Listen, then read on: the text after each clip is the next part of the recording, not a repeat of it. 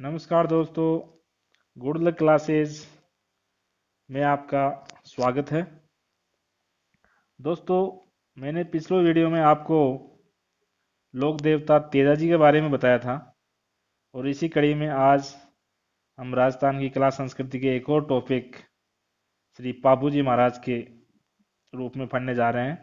तो सबसे पहले हम जयकारा लगाएंगे, बोलो पाबूजी महाराज की जय। तो दोस्तों, पाबूजी महाराज संबंध रखते हैं राव सिंह जी राठौड़, जिन्होंने राठौड़ वंश की स्थापना की थी राजस्थान के पाली जिले में। उन्हीं के वंशज हैं ये पाबूजी महाराज। दोस्तों, राव सिंह के पुत्र थे धांधल जी राठौड़ और धांधल जी राठौड़ के पुत्र हैं पाबूजी। तो आइए दोस्तों, सबसे पहले हम जानते हैं धांधल जी राठौड़ के बारे में। दोस्तों, धांधल जी राठौड़ कोलूमुंड, जो कि जोधपुर जिले में पड़ता है, वहाँ के राजा थे। तो दोस्तों, उनकी एक पत्नी थी कमला दे। लेकिन दोस्तों, एक कहानी है, एक जनश्रुति के आधार पर मैं आपको बता रहा हूँ, मेरी व्यक्तिगत राय, इसमें कोई टिप्पणी नहीं है। तो दोस्तों, एक बार की बात है, जब धांधल जी राठौड़ शिकार खेलने के लिए जंगल में जाते हैं, तो दोस्तों वहाँ पे अप्सरा यानी स्वर्ग से आई हुई अप्सराएं एक सरोवर तालाब में स्नान कर रही होती हैं, नहा रही होती हैं।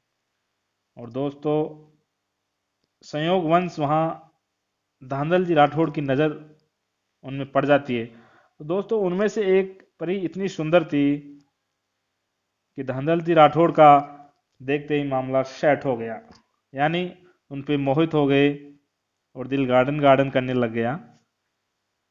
दोस्तों, धांधल जी राठौड़ कहते हैं कि यू मैरी मी, कि आप मुझसे शादी करोगी। डायरेक्ट उनसे प्रपोज कर देते हैं। तो दोस्तों, बदले में वो परी कहती हैं कि मैं स्वर्ग की परी हूँ, मैं आपसे कैसे विवाह कर सकती हूँ। ऐसे ही जब उनका बातों का सिलसिला जारी रहता है, तब तक वो सभी परियां वापस उड़न खटोले पे बैठ के स्वर्ग में जा चुकी होती हैं। तो वो कहती हैं कि धांधल जी, मेरी सभी सहेलियां स्वर्ग जा चुकी हैं, अब मैं कैसे जाऊं, अब मैं क्या करूं। तो धांधल जी कहते हैं, करना है क्या, मुझसे शादी कर लो, और क्या। तो कहते हैं कि बदले में वो कहती है कि धांधल जी, मैं आपसे विवाह अवश्य कर लूंगी, लेकिन बदले में आपको मेरी 3 शर्तें माननी पड़ेंगी, कबूल करनी पड़ेंगी। तो धांधल जी कहती हैं, मुझे मंजूर है, आप तो अपनी शर्तें गिनाओ। तो जो परी थी वो कहती हैं कि मेरी सबसे पहली शर्त है कि मुझे एक खंबे के ऊपर महल बनवा के देना पड़ेगा। दूसरी शर्त कि वहां पे और कोई नहीं आ सकता। तीसरी शर्त कि आप भी वहां पे आओगे तो मुझे इशारा करके आओगे, यानी जब हमारे पहले जमाने में कहते ना खेकरा ऐसे करके आओगे, बिना संकेत दिए महल में प्रवेश नहीं करोगे। और हमारे इस मामले की जो सेट हो गया, इसके बारे में किसी को कानों तक खबर नहीं दोगे। तो नांदल जी कहते हैं, मुझे बेशक मंजूर है, और हो भी क्यों ना हो। धांधल जी को एक खूबसूरत परी पत्नी के रूप में मिल रही थी और वो उनके ऊपर काफी मोहित हो चुके थे। तो दोस्तों, कहते हैं तब से मामला सेट हो गया। तो दूसरी रानी थी कमला दे, उनके पास वह समय कम बिताने लग गए, जाहिर सी बात है, क्योंकि परी के पास वो ज्यादा वक्त देने लग गए। ऐसे करते करते एक बार कमला दे को डाउट हो गया कि आखिर धांधल जी रात को जाते कहाँ हैं। एक दिन वह उनका पीछा करने लग गई। धांधल जी भी एक दिन सोचे कि आज मैं रोज ऐसे ही जाता हूँ महल के अंदर, आज मैं चुपके से जाऊंगा और परी को देखूंगा। तो धांधल जी भी जाते हैं और उनके पीछे पीछे हो जाती है कमला दे। तो दोस्तों, जैसे ही धांधल जी महल के अंदर प्रवेश करती हैं, तो दिखाई देता है कि एक शेरनी या नारनी कह दो, वो एक छोटे से बच्चे को दूध पिला रही होती है। जैसे ही वो धांधल जी के पैरों की आवाज या उसको दिखाई देती है, धांधल जी उनको सामने, तो वह वापस शेरनी से लेडीज बन जाती है, यानी परी के रूप में आ जाती है और कहती है, धांधल जी, आपने मेरे साथ धोखा किया है, आपने वचन को तोड़ा है, अब मैं आपके पास नहीं रह सकती, अब मैं आपको छोड़ के जाऊंगी। तो धांधल जी कहते हैं नहीं नहीं ऐसा मत करो, नहीं आपने मेरा वचन तोड़ा है। तो उसकी गोद में जो बच्चा होता है वो कहता है कि माँ आप मुझे छोड़ के कहाँ जाओगी। तो वो कहती है कि बच्चे मैं तुम्हें छोड़ के कहीं नहीं जाऊंगी, मैं तुम्हारे लिए फिर आऊंगी, अपने पीठ के ऊपर बैठाऊंगी, तुम्हें खिलाऊंगी। इतना कह के वो परी वहां से चली जाती है। ये सब वाक्य का नज़ारा कमला दे जो रानी थी वो चुपके से देख रही होती है। वो आती है और धांधल जी को कहती है, धांधल जी मैंने आपकी सब बातें सुन ली है, कोई बात नहीं। कहती है कि कोई बात नहीं धांधल जी, प्यार सबको होता है, प्यार में सब जायज है। और कमला ने उनको माफ कर देती है और जो पुत्र होता है उसको अपना लेती है। दोस्तों वही पुत्र यानी पाबूजी महाराज होता है, जो परी से जन्म लेता है यही पुत्र पाबूजी आगे जाके पाबूजी राठौड़ कहलाते हैं। इस प्रकार दोस्तों यहाँ पे जन्म देने वाली परी होती है, लेकिन जो इनका लालन पोषण करती है वो करती है कमला दे। इसलिए इतिहास में उनकी माँ कमला दे के नाम से जानी जाती है वो। तो दोस्तों आगे जैसे ही पाबूजी राठौड़ बड़े होते हैं तो उनके लिए नारियल आ जाता है। नारियल यानी नारियल क्यों, शुभ मंगल कार्य यानी विवाह के लिए नारियल कहाँ से आता है दोस्तों, उनका नारियल आता है अमरकोट जो कि पाकिस्तान में है। वहाँ के राजा सूरजमल सोडा की पुत्री सुप्यार दे की ओर से संबंध का रिश्ता आता है। तो धांधल जी राठौड़ व पाबूजी महाराज स्वीकार कर लेते हैं। और दोस्तों इनकी एक बहन होती है दोस्तों, पाबूजी राठौड़ की बहन, जिसका नाम है पेमल। पेमल दोस्तों राइटिंग पे मत जाना, स्क्रीन पे थोड़ा लिखा नहीं जाता है। पेमल दे होता है दोस्तों इसका नाम। जिसका विवाह दोस्तों जिसका विवाह किया जाता है नागौर के, सॉरी दोस्तों, नागौर के शासक, नागौर के शासक जिंदराव खींची, जिंदराव खींची, जिंदराव खींची से दोस्तों पेमल दे का विवाह कर दिया जाता है। इस प्रकार दोस्तों जिंदराव खींची कहाँ के दोस्तों, नागौर के जायल क्षेत्र के ठाकुर होते हैं, जिनके साथ पाबूजी महाराज का विवाह कर दिया जाता है। और पाबूजी महाराज के एक बड़े भाई और होते हैं जिनका नाम है बूढ़ो जी। बूढ़ो जी भी इस रिश्ते से थोड़े नाखुश रहते हैं दोस्तों, लेकिन उनका विवाह कर दिया जाता है। दोस्तों उसके बाद अमरकोट से जो रिश्ता आता है पाबूजी के लिए उसको स्वीकार कर लिया जाता है। इसी बीच दोस्तों जो पाबूजी की माँ थी परी, वो घोड़ी के रूप में जन्म लेती है देवचारणी के घर। यानी देवचारणी जो घोड़ियों का पालन करती है, घोड़ियाँ रखती है अपने पास, उसके पास आती है।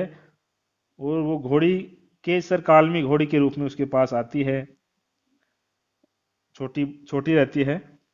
तो दोस्तों उस घोड़ी को लेने के लिए पाबूजी महाराज को सपना आता है कि उसकी माँ ने जन्म ले लिया है केसर कालमी घोड़ी के रूप में। तो दोस्तों पाबूजी महाराज देवचारणी के पास आते हैं और कहते हैं कि देवचारणी जी मुझे आपके पास जो घोड़ी है केसर कालमी ये मुझे चाहिए। इसके लिए वो मना कर देती है दोस्तों। क्यों, क्योंकि इनसे पहले जो पाबूजी महाराज के बहनोई होते हैं जिंदराज खींची, वो भी इस घोड़ी को पाना चाहते हैं, क्योंकि ये घोड़ी इतनी आकर्षक थी, काले रंग की थी, बहुत ही सुंदर घोड़ी थी। हो भी क्यों ना, क्योंकि वो तो एक प्रकार से परी थी। तो जिंदराव खींची भी दोस्तों इस घोड़ी को पाना चाहते थे, लेकिन वो मना कर देती थी। लेकिन इधर पाबूजी महाराज दोस्तों कहते हैं कि मुझे भी तो किसी भी रूप में ये घोड़ी चाहिए, और उस घोड़ी के पास जाते हैं और अपनी संवेदनाएं जैसे कि माँ के उसे गले लिपट जाते हैं दोस्तों, और उनकी आंखों में आंसू आ जाता है। और केसर काल में घोड़ी है, उनकी आंखों में भी दोस्तों आंसू आ जाता है। क्यों, क्योंकि वो उनकी वो बात याद आ जाती है और वो उसकी माँ उसके सामने दिखाई देती है। तो दोस्तों वो घोड़ी दे देती है देवचारणी जी। और दोस्तों इसी घोड़ी कहते हैं कि दोस्तों इसी घोड़ी को लेकर वो अपनी शादी अमरकोट के लिए प्रस्थान करते हैं तोरण मारने के लिए दोस्तों। और वहां पे दोस्तों मामला सेट हो जाता है और वो जाते हैं बारात लेके। कहते हैं कि दोस्तों पीछे से जो नागौर के जायल के उनके जीजा थे जिंदराव खींची, वो पीछे से घोड़ी लेने के लिए देवचारणी की गायों को ले जाते हैं, गायों को लेके जाते हैं दोस्तों पीछे से। दोस्तों जब गायों को ले जाते हैं उधर पाबूजी महाराज युहा के लिए अमरकोट पहुंच जाते हैं और अपने फेरों के अंदर बैठ जाते हैं। कहते हैं दोस्तों देवचारणी जी वहां पे एक दिव्य शक्ति से सोन चिड़िया का रूप धारण करके वहां अमरकोट पहुंच जाती है और पाबूजी महाराज को कहते हैं कि पाबूजी महाराज आप तो यहाँ फेरे ले रहे हो और वहां पे मेरी गायों को आपका जीजा यानी जिंदराव खींची अपहरण करके ले चुका है। इतनी बात सुनते ही दोस्तों कहते हैं कि पाबूजी महाराज 3.5 फेरे ही पूरे किए थे और फेरों के बीच में से वो उड़ जाते हैं और देवचारणी जी के साथ आते हैं और कहते हैं कि दोस्तों जिंदराव खींची उन गायों को जोधपुर में एक गांव है डेंचू गांव के पास पाबूजी महाराज उनका पीछा करते हुए वहां पे युद्ध करते हैं और युद्ध करके उनको हरा देते हैं और उन गायों को लेके वापस आ रहे होते हैं। लेकिन पीछे से वो जिंदराव खींचे आते हैं क्योंकि उनका बहन ही होता है, उनको वो मृत्युदंड नहीं देते हैं क्योंकि अपनी बहन का सुहाग था इसलिए वो छोड़ देते हैं। लेकिन देखिए दोस्तों दुष्ट आदमी दुष्ट ही होता है, वो पीछे से आके और पाबूजी महाराज के पीछे से तलवार रौंप देते हैं और वहीं कहते हैं दोस्तों पाबूजी की मृत्यु हो जाती है। इस प्रकार दोस्तों एग्जाम की दृष्टि से दोस्तों मैं आपको बताना चाहूंगा कि पाबूजी महाराज की यहीं पे मृत्यु हो जाती है। तो दोस्तों एग्जाम की दृष्टि से आप तो मैं बताना चाहूंगा कि पाबूजी महाराज का जन्म स्थान कौन सा है। दोस्तों जन्म स्थान कोलुमुंड है जो कि ये पड़ता है दोस्तों जोधपुर में पड़ता है दोस्तों। इनका जन्म दोस्तों विक्रम संवत 1345 बताया जाता है दोस्तों और इनकी मृत्यु 1383। पिता का नाम दोस्तों आप जानते हो धांधल जी राठौड़, माता का नाम दोस्तों आप कमला दे। ये भी अक्सर आपको एग्जाम में पूछ लिया जाता है, चाहे पटवार हो चाहे राजस्थान पुलिस हो। आगे दोस्तों देखो इनकी पत्नी शिवपार दे या फूलम देवी दोस्तों, इनका भाई बूढ़ा जी दोस्तों, इनकी बहन पेमल दे। ये भी अक्सर एग्जाम पूछ लिया जाता है। जीजा जिंदराव खींची दोस्तों, ये घोड़ी दोस्तों बहुत ही इंपॉर्टेंट केसर काल में घोड़ी होती है, ये भी दोस्तों काफ़ी इंपॉर्टेंट है। और दोस्तों एग्जाम की दृष्टि से दोस्तों ये क्वेश्चन कि पाबूजी महाराज को प्लेग रक्षक के रूप में या देवता के रूप में जाना जाता है, इन्हें ऊँटों के देवता भी कहते हैं दोस्तों, इन्हें लक्ष्मण के अवतार के रूप में भी जाना जाता है।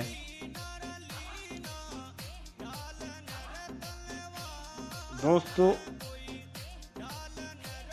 इनके ऊपर ग्रंथ लिखा गया है पाबू प्रकाश ग्रंथ, ये लिखा गया है ओसिया मोड़ जी द्वारा लिखा गया ग्रंथ है दोस्तों। ये भी अक्सर परीक्षा में पूछ लिया जाता है, काफी इंपोर्टेंट क्वेश्चन है दोस्तों ये। और दोस्तों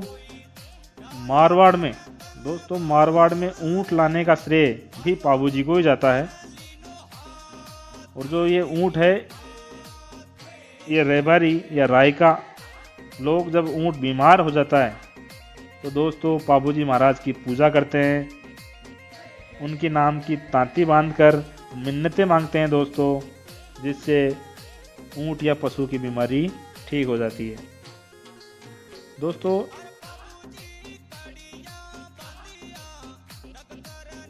तेजाजी महाराज को प्लेग रक्षक का देवता कहते हैं दोस्तों। पाबूजी महाराज थाली नृत्य इनके भक्तों के द्वारा थाली नृत्य भी किया जाता है। ऊंट पालने वाले रायका रेवारी जाति पाबूजी महाराज को अपना आराध्य देव भी मानते हैं। दोस्तों, पाबूजी महाराज के 2 सहयोगी थे, चांदा व डामा। चांदा व डामा, ये दोनों दोस्तों सहयोगी थे। जब जिंदराव खिची से युद्ध किया था तो उनके साथ वीरगति को प्राप्त हो गए थे। ये क्वेश्चन भी अक्सर दोस्तों पूछ लिया जाता है। तो दोस्तों, मैंने इस टॉपिक की लगभग सभी बातें बताई है। एक बात और है कि दोस्तों पाबूजी महाराज की फड़ ये 30 फीट लंबी है दोस्तों, 5 फीट चौड़ी फड़। दोस्तों फड़ क्या होती है? ये एक कपड़े के ऊपर पाबूजी महाराज की जीवनी के ऊपर छाया चित्र अंकित किए होते हैं, उनके बारे में बताया जाता है। और बोफों के द्वारा ये रात के अंदर लालटेन हाथ में लेके उसको नृत्य करके गा के बजा के सुनाया जाता है, जिसे दोस्तों फड़ कहते हैं। दोस्तों पाबूजी महाराज का चैत्र कृष्ण अमावस्या को कोलूमंड गांव में भी एक शानदार मेला भरता है दोस्तों की याद में। तो दोस्तों ये आपने पढ़ा पाबूजी महाराज के बारे में। आशा करता हूँ दोस्तों आपको ये वीडियो अच्छी लगी होगी। तो दोस्तों आप इस चैनल को सब्सक्राइब कीजिए, शेयर कीजिए, लाइक कीजिए, कमेंट कीजिए और मामला शेयर कीजिए दोस्तों। नमस्कार दोस्तों, धन्यवाद।